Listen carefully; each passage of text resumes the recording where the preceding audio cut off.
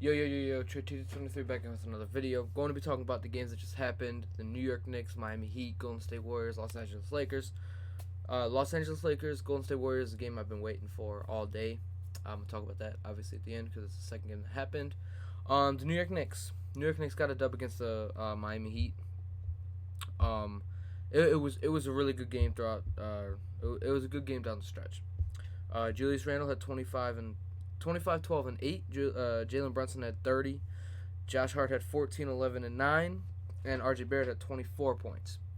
Now, Julius Randle, I think midway through the third, towards the end of the third, he started hitting his shots, started hitting all of his shots. And then RJ Barrett was hitting some shots down the stretch. And then, obviously, Jalen Brunson, boom. Jalen Brunson came in and finished. Obviously, Miami Heat missed Jimmy Butler, missed that go-to scorer, missed that that clutch player, that defender that would guard Jalen Brunson. Because I think Game 1, Jalen Brunson kind of struggled because of Jimmy Butler's defense. I say struggled. He had 25. But Jalen Brunson definitely, I do specifically remember Game 1. Jalen Brunson did not look very comfortable while he was playing, while Jimmy Butler was the defender. Obviously, when they got the switch, when Jimmy Butler was sitting out on the bench, when Jalen Brunson was also in, or when they had a switch, obviously Jalen Brunson got his buckets then. But they didn't have Julius Randle, so it was kind of hard for him to get buckets. So we can't even really say, oh, Jimmy Butler missed Game 2, that's why they won. But the Knicks were missing Julius Randle in Game 1, so we can't. Or Game 2, Julius Randle played. Game 2, Jimmy Butler didn't play. Game 1, Julius Randle didn't play. So we really can't say that it was because Julius Randle or Jimmy Butler missed, because they both missed games, and both the games they missed, they lost. So they really can't. We really can't make that excuse. Kyle Lowry didn't have the best game. 6 points, 6 rebounds, or 6 points, 6 assists. Gabe Vincent, again, showing he can be a quality rotational player for a winning playoff team. Gabe Vincent had 21 points, 5 assists, 7 of 17. He had to shoot a lot because the only one that can really get his own shot on this team. Kyle Lowry, he used to be able to, but he's a little older. Kevin Love is a spot-up shooter.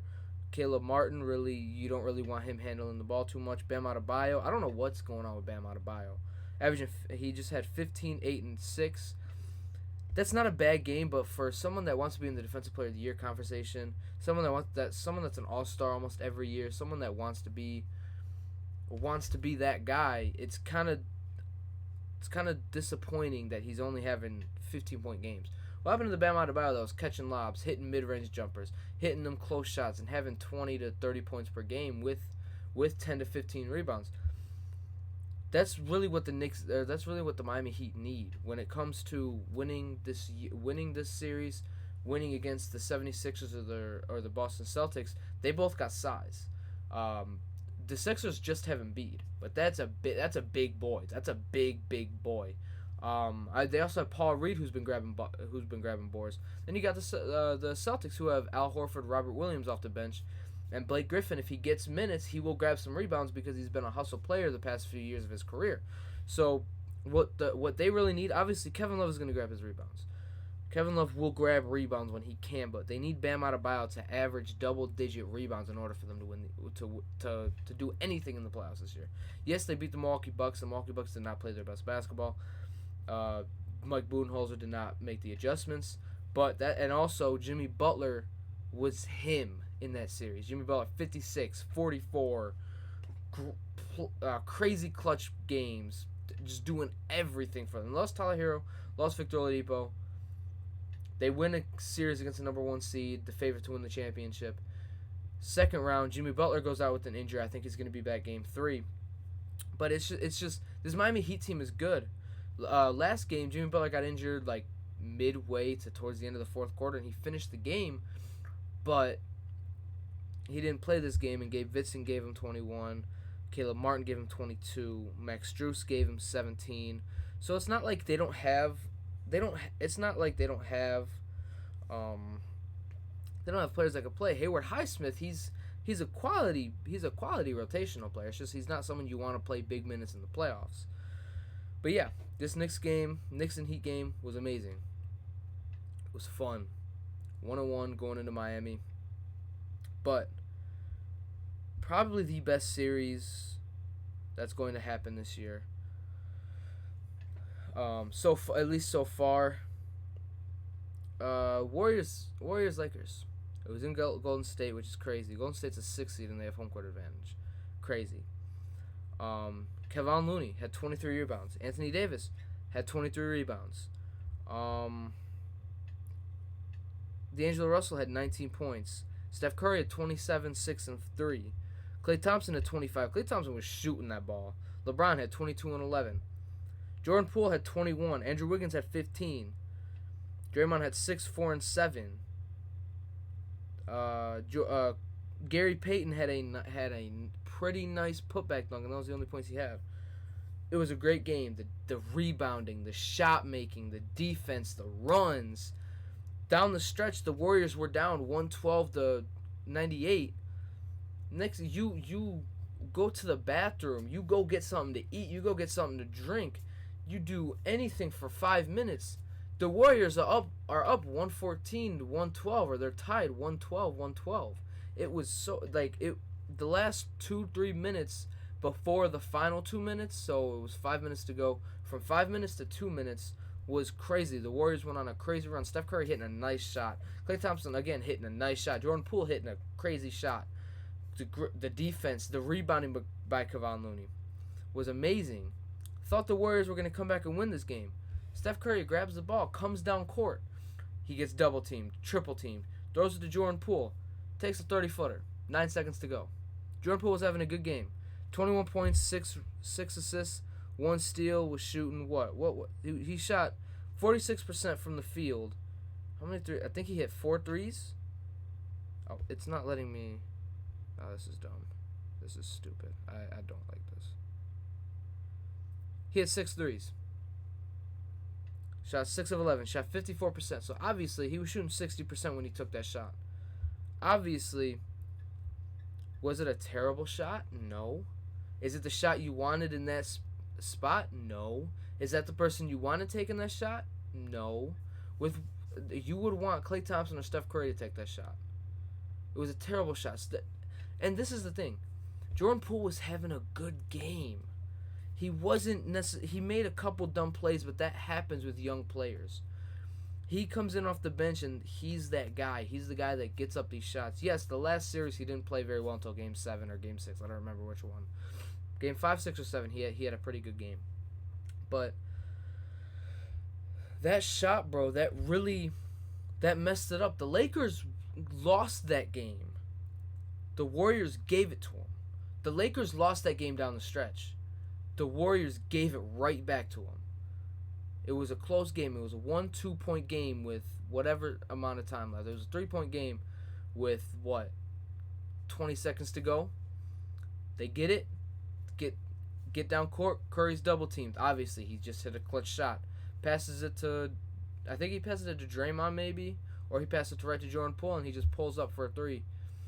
It's terrible. And then one of the possessions prior, Jordan Poole, obviously there was 7-8 seconds left. Tried driving on LeBron and just completely lost it and missed the shot and missed the rim. Bro. Down the stretch, some of Jordan Poole's decisions weren't the best. But I understand he wanted to hit the big shot. He wanted to be the hero. But sometimes it's better to try to. You had 10 seconds left on the clock to get Steph Curry, to get Klay Thompson, to even get Wiggins open for 3.